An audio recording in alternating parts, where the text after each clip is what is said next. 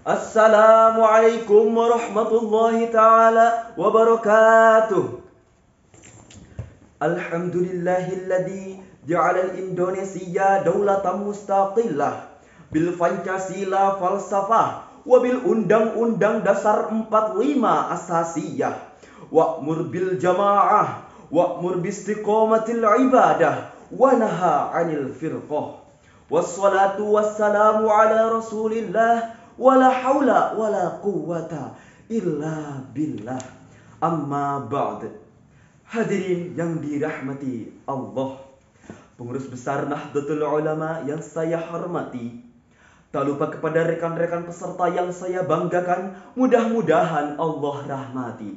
Amin ya Allah ya Rabbal Alamin. Dewan Hakim yang arif dan bijaksana, hadirin yang berbahagia.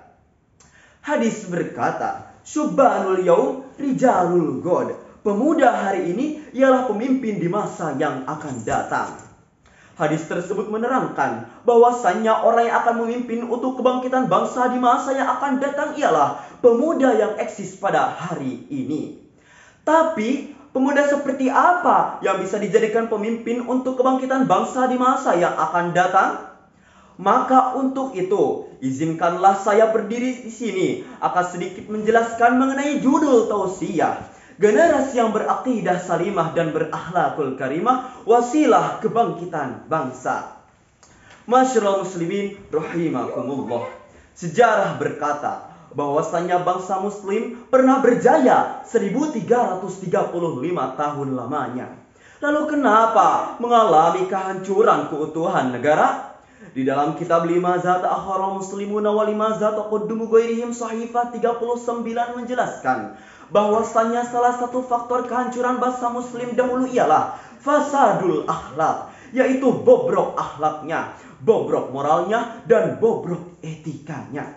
Kenapa? Wal akhlaku bitakwinil umam fawqal ma'arifi. Karena akhlak untuk eksistensi bangsa adalah di atas pengetahuan. Wa fasadu akhlaqi umaraihim, dan hancurnya akhlak umat Islam yang ada di pemerintahannya. Maka untuk saat ini hadirin, jangan sampai amanah jabatan yang bisa menjadikan wasilah menuju ridho ilahi tapi terkalahkan dengan nafsu duniawi.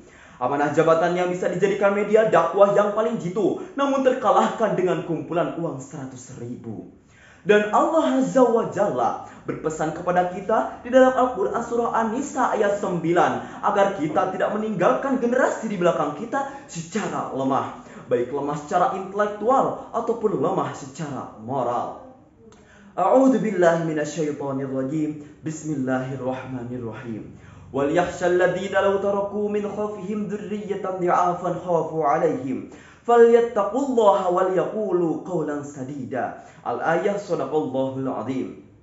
Hadirin, ayat tersebut menerangkan kepada kita agar kita senantiasa memiliki rasa takut dan khawatir tatkala kita meninggalkan anak keturunan kita dalam keadaan lemah dan terlantar. Masyarul muslimin rahimakumullah. Lalu, siapakah pengisi dari generasi yang akan berkontribusi akan kemajuan bangsa ini? Jawabannya adalah kita, para santri yang masih eksis mengemban amanah dalam rangka mencari ilmu agama di pondok pesantren. Karena sejatinya hanyalah pesantren tempat pelestari tradisi keilmuan, khazanah ajaran salafus solihin yang tidak akan pernah berhenti membentuk insan berakhlak mulia, mencetak insan berakhlak qur'ani, dan menanamkan akidah salimah ahlus sunnah wal jamaah. Ki Hajar Dewantoro, Ketua Pendidikan Nasional, datang kepada Presiden Soekarno dan mengatakan, jangan sekali-kali engkau menomorduakan pesantren, karena pesantren mampu mencerdaskan anak bangsa. Dr. Kiai Haji Afifuddin Muhajir berkata dalam sebuah kitab karyanya bahwa pesantren memiliki dua peranan penting dalam membangun kebangkitan bangsa yang perkasa, yakni yang pertama mengawal akhlak anak bangsa, dan yang kedua menyangga kokohnya persatuan dan kesatuan bangsa Indonesia. Masyarul muslimin rahimakumullah. Dari awal sampai akhir, kiranya bisa kita tarik sebuah simpulan. Dengan tetapnya keistiqomahan kita di pesantren, maka insya Allah dapat menciptakan generasi militan yang beraqidah salimah dan berakhlakul karimah. Sekian yang dapat saya sampaikan. Mohon maaf atas segala kesalahan. Wallahu muwaffiq ila aqwamit thariq. Wassalamualaikum warahmatullahi wabarakatuh.